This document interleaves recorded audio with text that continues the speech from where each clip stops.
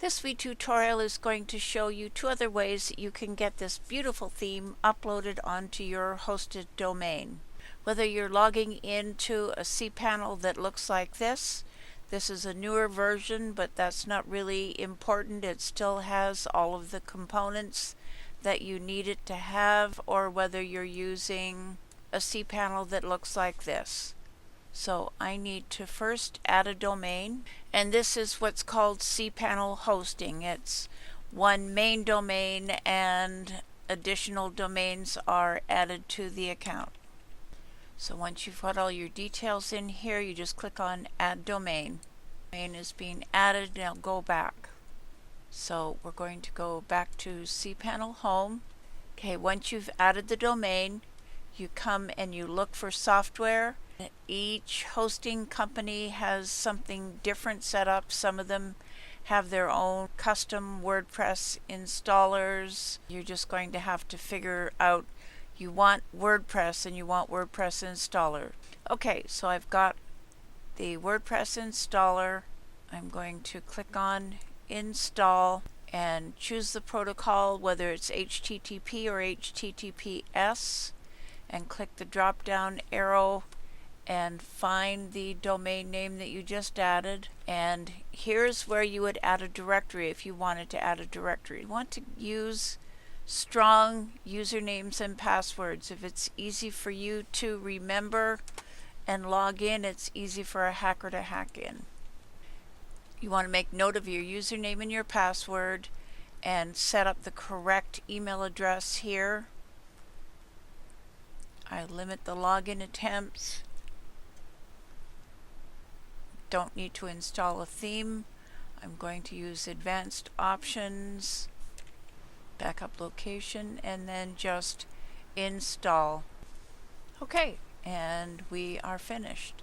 Now we go back to cPanel Home.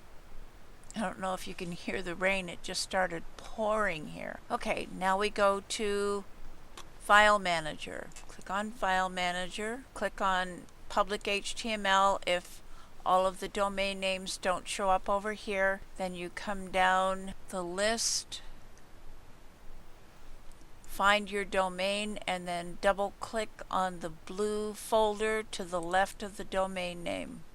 Okay, so now you've got, here's your basic WordPress installation.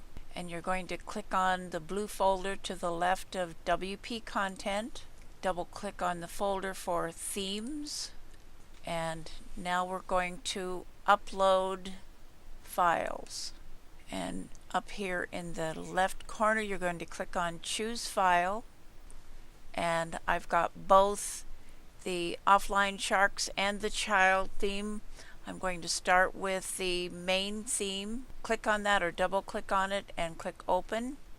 And you'll see in the lower right corner, System is starting the upload. When the upload is complete, you'll see a notice in the bottom right corner that it is complete, and then you're just going to come to the link in the center of the screen and click it and go back to File Manager. So we're back in the theme files, and you'll see here is the zip file that we uploaded, and you'll just highlight the file and then come up to the menu bar across the top toward the right and click on Extract, and it will extract the main theme. And I'm not going to do that because I've already got the file extracted. So once you have extracted it, you're going to come and click on Reload, and it will reload and it will show you now the file that has been extracted. And then you're going to highlight the zip file again and click on Delete. Delete files. If you want to, while you're here, you could go ahead and upload the child theme. Not really necessary because it's a very small file. So next I would go to my dashboard of my website and import the child theme there. Go to Appearance, Themes. You would click on Add New, Upload, Upload Theme, choose a file, and you would then choose the child theme and upload that. and I'm not going to do that because it's already here. And once it's uploaded, you would click on install. Then you'd have both the main theme and the child theme, and you want to make sure that you activate the child theme. Then you'd follow the directions on importing the default content. So the second way to get files up to your website is to use an FTP client. And I use FileZilla, and I'll give you the link to get the software if you don't already own it.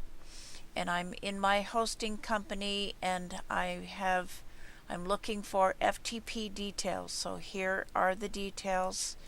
I need the FTP host name, and I open FileZilla, and you can either enter the details here for quick connect, or if you plan on going to the site more frequently, you can come here and let's see, add a new site. You put the name there, and then back over here on host, and you want to log in normally, and you're going to use the same criteria that you use to log into your cPanel.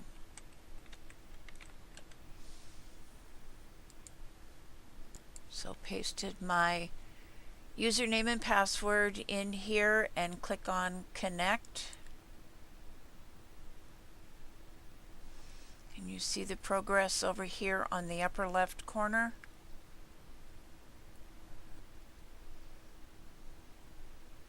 Okay, it was successful. So if you scroll down the lower section of the right side and find public HTML, double click on that folder,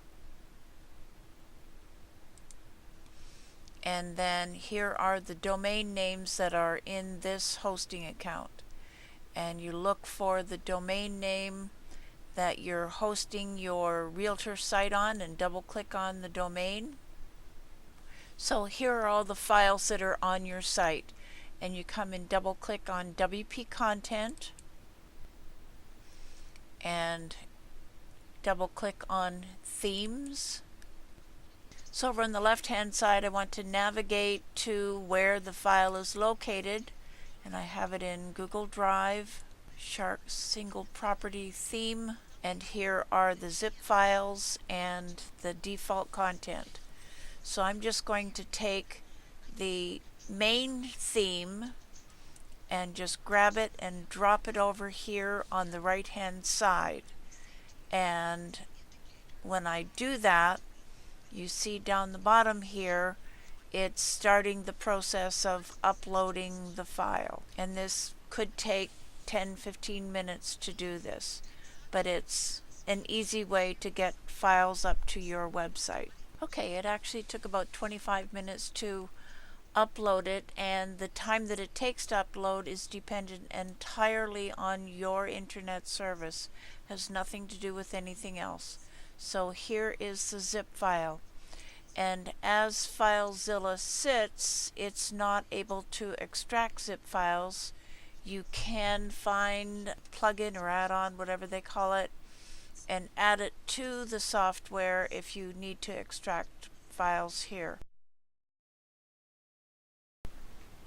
It's easy enough to go and log back into your cPanel and go to File Manager and extract the files the way we showed you at the beginning of this video. And that wraps up this tutorial.